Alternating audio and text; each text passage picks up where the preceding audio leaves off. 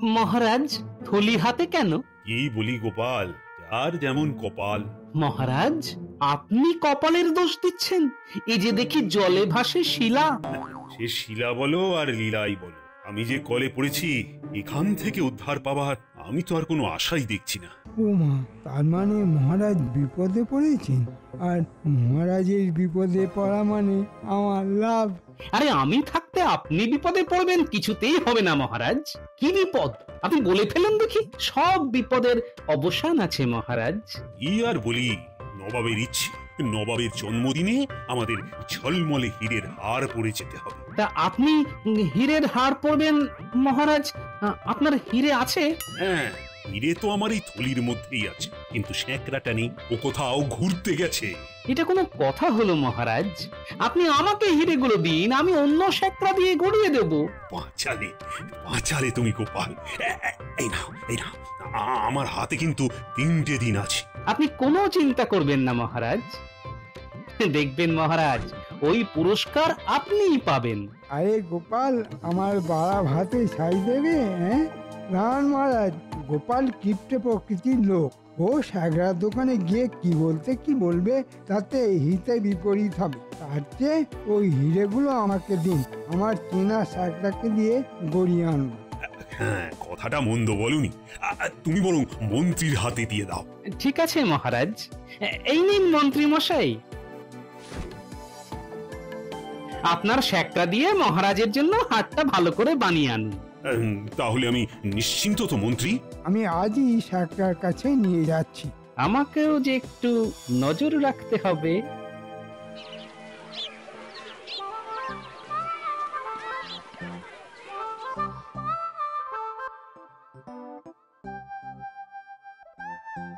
তোমার দোকানে একটু এলাম গো, কাজ আছে। আমি তো কাজের জন্যই আছি মন্ত্রী মশাই। বলুন বলুন, কি কাজ বলুন। এই দেখো, এই হিরেগুলো দিয়ে আমার সাইজের একটা হিরের হার বানিয়ে দিতে হবে। ওরে বাবা, এ তো আসল হিরে। এই হিরে আপনার কাছে কি করে এলো মন্ত্রী মশাই? আমার কাছে এলো মানে এ তো আমারই হিরে, পূর্বপুরুষ ধরে আমার কাছে আছে।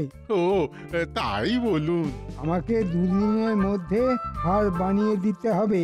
নবাব বাহাদুর আমাকে তার জন্মদিনে নিমন্ত্রণ করেছে। এই হিরে হার পরে আমাকে যেতে হবে। ঠিক আছে ঠিক আছে মন্ত্রী মশাই, আপনি যেমন বলবেন তেমন কাজ হবে। কিছু আগাম পাওয়া যাবে না? এই রে, মহারাজের কাছ থেকে অগ্রিম বাবদ কিছু নিয়ে নেওয়া উচিত ছিল। তুমি বানাতে থাকো, কাল সকালে তোমাকে কিছু অগ্রিম দিয়ে যাব।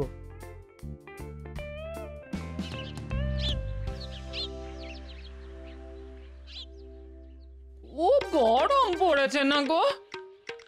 গরমকালে তো গরম পড়বেই গিন্নি, এর নতুন কথা কি? গরমকালে যদি ঠান্ডা পড়তো তাহলে সেটা নতুন হতো, তাই না? কি ঘেমে গেছো গো? বসো বসো, আমি তোমাকে একটু হাওয়া করে দিই। উরি বাবা, এই যে হেসে হেসে পাশে বসছে, নিশ্চয়ই কিছু মতলব আছে। না না, তোমাকে হাওয়া করতে হবে না গিন্নি, তোমার মনের যে কথাটা বলবে বলে এসেছো সেটা বলে ফেলো, আর গৌরচন্দ্রিকা করতে হবে না। তাহলে সরাসরি বলে ফেলি, কি বলো? আমার সই তার মেয়ের বিয়েতে আমায় নিমন্ত্রণ করেছে। একটা গলার হার আমাকে গড়িয়ে দিতেই হবে। হ্যাঁ, তা গলার হার নিয়ে কি হবে? শোনো গিন্নি, একটা কথা জেনে রাখো, হ্যাঁ, সকল স্ত্রীদের গলার হার তার স্বামী। বিবাহের পর থেকে আমি তো তোমার গলায় হার হয়ে ঝুলছি গিন্নি। ও তুমি দেবে না? পাবো কোথায় গিন্নি? এই দেখো দেখো, তুমি আমাকে 4 দিনের মধ্যে যদি না দাও, আমি মেয়ের বাড়িতে গিয়ে থাকবো। তাহলে কদিন হাত পা ছড়িয়ে ঘুমিয়ে কাটাবো। কি কি বলে? হাত পা ছড়িয়ে ঘুমিয়ে কাটাবে? সারা জীবন তাই করো, আমি সেই যে যাব আর ফিরবো না। আর তোমার জামাই তোমাকে ঘরে বসিয়ে খাওয়াবে। বিশ্বাস হয় না? তবে চেষ্টা করে দেখতে পারো।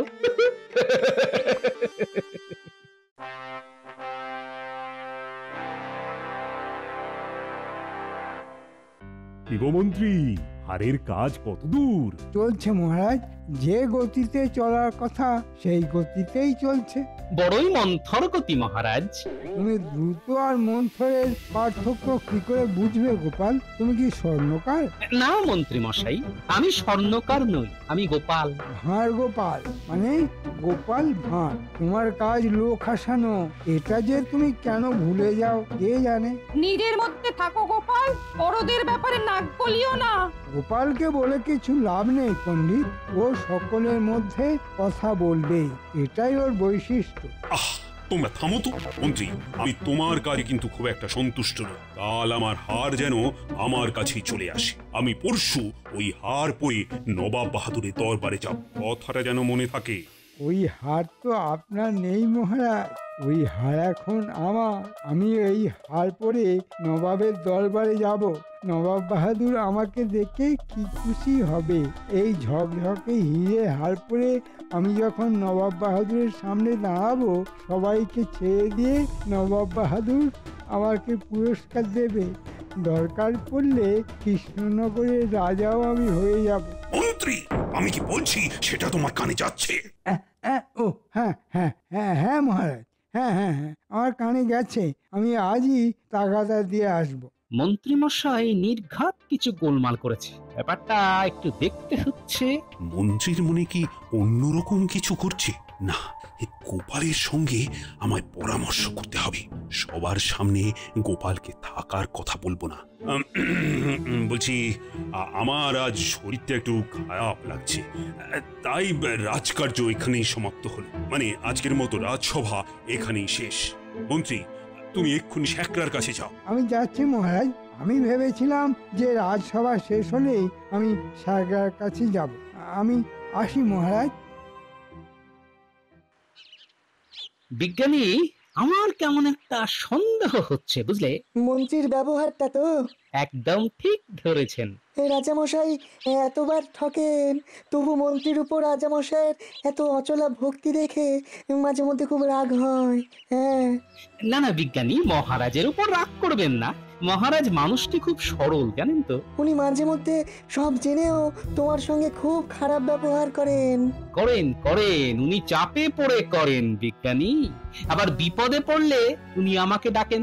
কেন জানি না মনে হচ্ছে আমাকে উনি আবার ডাকবেন। গোপাল দাদা, ও গোপাল দাদা, আরে আরে একটু থামো।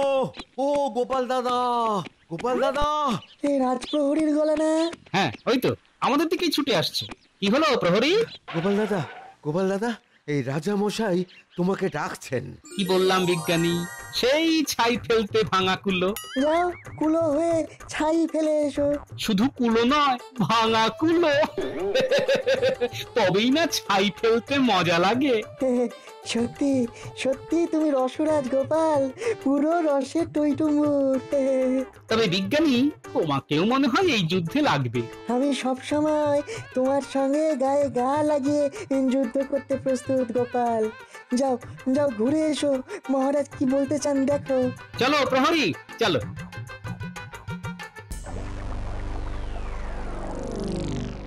দেখো গোপাল, মন্ত্রীর ভাবগতি কিন্তু আমার একদম ভালো লাগছে না। আমারও ভালো লাগছে না মহারাজ, কিন্তু কি আর করা যাবে। আপনি নিজেই আমার কাছ থেকে হিরেগুলোকে নিয়ে মন্ত্রী মশাইকে দিয়েছেন। খুব ভুল করেছি, খুব খুব ভুল করেছি, মানছি। কিন্তু আমাকে এই বিপদ থেকে এখনকার মতো উদ্ধার করে দাও গোপাল। ঠিক আছে মহারাজ, আপনি চিন্তা করবেন না, আমি বিষয়টা দেখছি এবং কথা দিচ্ছি নির্দিষ্ট দিনে আপনি ওই হীরের হার পরেই নবাব বাহাদুরের জন্মদিনে উপস্থিত হতে পারবেন। আপনি কালই আপনার হীরের হার পেয়ে যাবেন। আমি এখন চলি মহারাজ।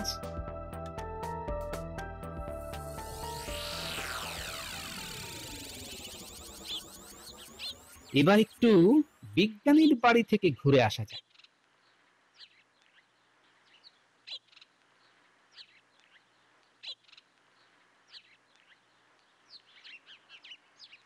বিজ্ঞানী একটু বিরক্ত করতে এলাম। এ মা, না না, তুমি এলে আমি বিরক্ত হই কখনো?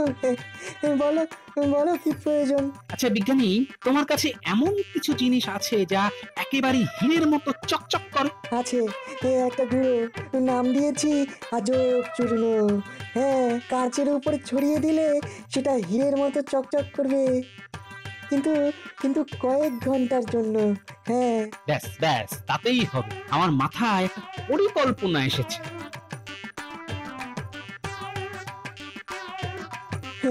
বাহ বাহ বাহ বাহ বাহ বাহ, দারুণ পরিকল্পনা।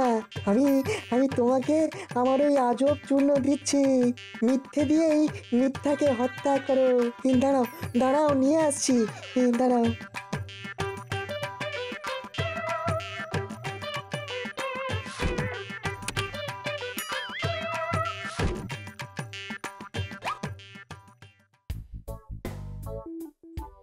মন্ত্রী কোথায় হাড় গড়াতে গেছে সেটা আমি জানি। ওইখানে গিয়ে দেখি মন্ত্রী মশাই আছে কিনা। কি গোপাল দাদা, কোথায় যাচ্ছ গো? এই সামনের দিকেই যাব। বাবা, সামনের দিকে কি আছে? হ্যাঁ, সবাই দেখি সামনের দিকে যাচ্ছে।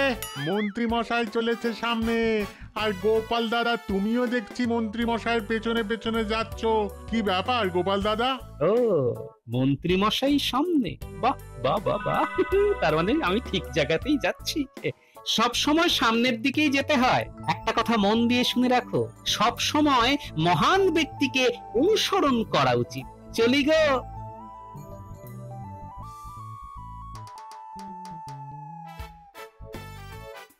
ব্যাস, দুয়ে দুয়ে চার, মন্ত্রী মশাই কোথায় আছেন জানা গেল এবার। আর এই ছন্দ মিলিয়ে দিলাম, তার মানে সভাকবির গুণটাও আমার মধ্যে এসে গেছে।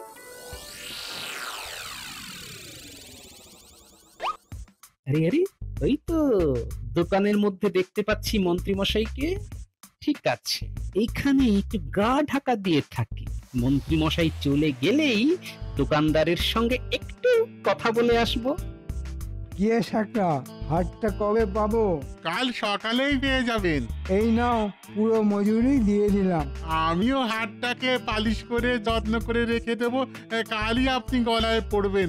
আচ্ছা আচ্ছা মন্ত্রী মশাই, এই হাটটা আপনার তো? আমার নয় তো কার। চড়ছেন কেন? আপনাকে তো কোনোদিন ওই রকম হীরের হার পড়তে দেখিনি, তাই একটু কৌতূহল থেকে প্রশ্ন করে ফেলেছি আর কি। এর তো খুব কৌতূহল দেখছি। না, এখন মানে মানে এর সঙ্গ ত্যাগ করাই উচিত। কাল সকালে সবকিছু তৈরি করে রেখো বাপু, আমার দেরি হইছে না। ঠিক আছে, কাল সকালে চলে আসুন, আপনার হার আপনি পেয়ে যাবেন।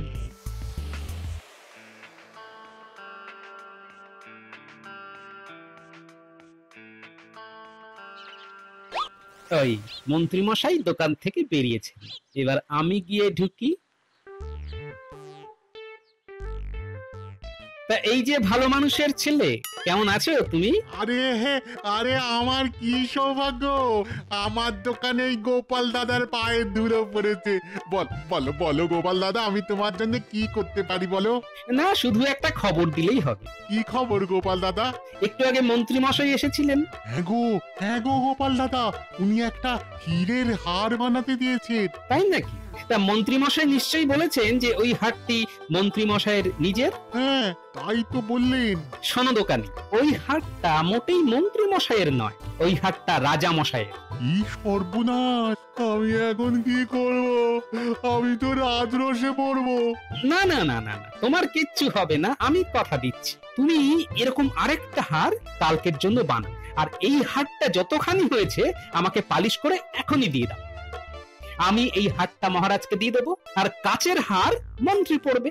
শুধু এই হারটার মধ্যে এই আজব চূর্ণটা ভালো করে মিশিয়ে দেবে, তাহলে দেখবে একেবারে হীরের মতো চকচক করছে। মানে কাচের হিরে?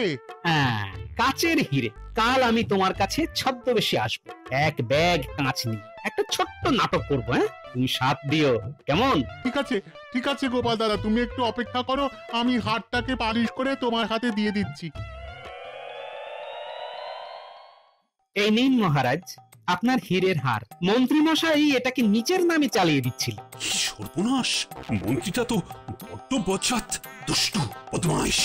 মন্ত্রীমশাই এখন কিন্তু কিচ্ছু বুঝবেন না যে উনি আপনার দেওয়া হীরের হার পরে নবাব বাহাদুরের কাছে কিতাব নিতে যাচ্ছেন। কি সর্বনাশ!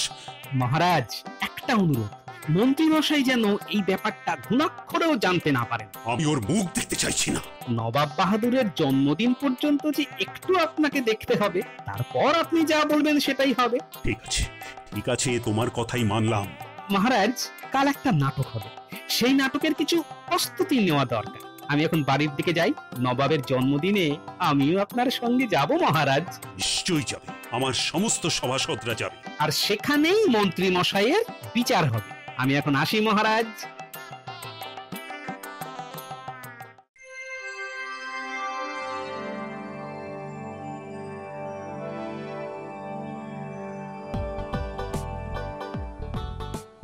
আমার কাছে এই ঝোলার মধ্যে অনেকগুলো হিরে আছে, ভালো দাম পেলে বিক্রি করতে পারি। এখানে আবার হিরে? একটু দরদাম করে দেখি। আপনার কাছে হিরে আছে? একেবারে খনি থেকে তুলে নিয়ে এসেছি। মন্ত্রীমশাই, মন্ত্রীমশাই, একেবারে আসল হিরে, চকচক করছে, চকচক করছে।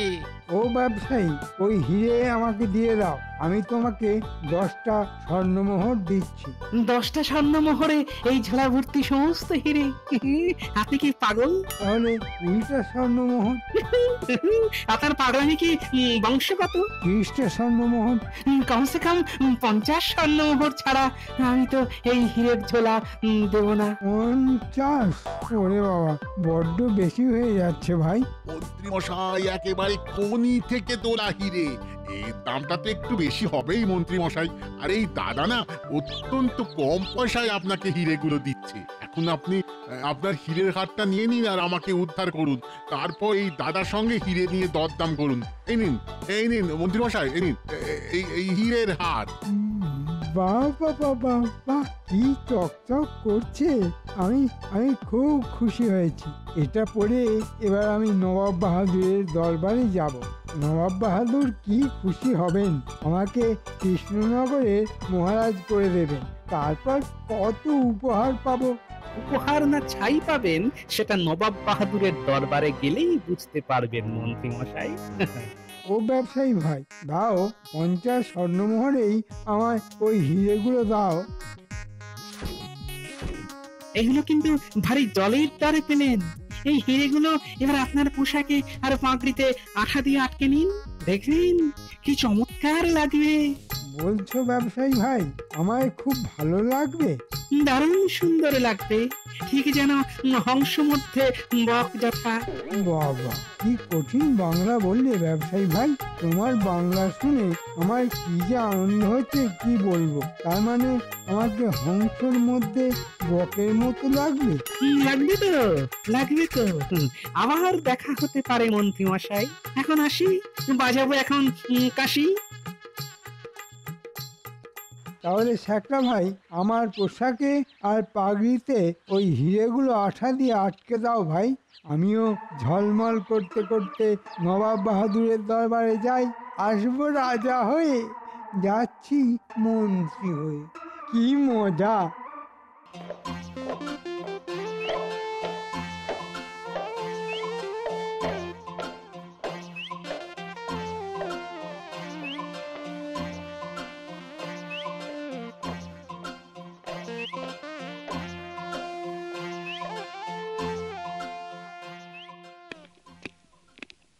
আমি এসে গেছি নবাব বাহাদুর।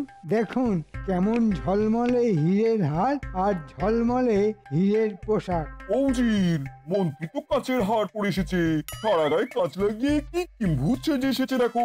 না না না, ভুল করছেন নবাব বাহাদুর, একেবারে খনি থেকে তোলা হিরে।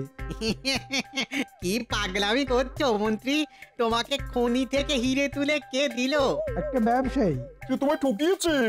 কিন্তু গলার হার সেটা তো সম্পূর্ণ হিরে। ওটাও কাচের মন্ত্রী মশাই। মানেটা কি? মানেটা হলো আমার হিরেগুলোকে তুমি চুরি করে নিজের নামে চালাতে যাচ্ছে। কিন্তু বিধি গোপাল, মানে যার আছে গোপাল তার ভুলে যাবে কপাল। তোমার সব মিথ্যেগুলো ধরা পড়ে গেছে মন্ত্রী। আর এবার তোমাকে কি শাস্তি দিই বলো তো? আর আমিও আমাদের বিজ্ঞানীর দেওয়া আজব চূর্ণ মিশিয়ে করে দিলাম হিরে, সেই কাচের হিরে মন্ত্রী মশাইয়ের গলায়। মহারাজ, আপনার মন্ত্রী সংসেজে নবাব বাহাদুরকে খুশি করে রাজা হতে চেয়েছিল। এবার করবো মন্ত্রীর হার ভাজা ভাজা। কৃষ্ণচন্দ্র, তোমার গলায় যে হার সেটা হচ্ছে আসল হীরের। আর এই হীরের হাতটাকে নিজের বলে চালাতে গিয়ে মন্ত্রী মশাই পড়ে গেলেন প্যাচে। কৃষ্ণচন্দ্র, তুমি আমার এই দরবারের আসল হীরে, আমার জন্মদিনের সেরা উপহার তুমি। তাই তোমাকে আমি আমার দরবারের পক্ষ থেকে তোমাকে আমি ঝলমল শ্রী উপাধি দিলাম। আমি ধন্য হলাম গোপাল, তুমি আমার সভার উজ্জ্বল নক্ষত্র। তোমাকে এই হীরের হার আমি প্রদান করলাম। যাক, বউয়ের মানভঞ্জনটা হয়ে গেল। মানে আমার একমাত্র বউ আমার কাছে হীরের হার চেয়েছিল, কোথায় পাবো বলুন? সেই গোসা করে এই দুদিন কথা পর্যন্ত বলেনি মহারাজ। গোপাল, তুমি এবার তোমার বাড়ি গিয়ে বৌমার মান ভঞ্জন করে কবজি ডুবিয়ে খাও। আর আমার কি করবেন মহারাজ? তুমি এখন আমার হাজতে থাকবে মন্ত্রী, তোমার অপরাধ ক্ষমাহীন। চুরি বিদ্যা বড় বিদ্যা, যদি না পড়ো ধরা, ধরা পড়লেই পাবে তুমি শাস্তি ভীষণ করা। বাহ বাহ গোপাল, তোমার তো অনেক উন্নতি হলো। মানে এই সভা কবির কাছে থাকতে থাকতে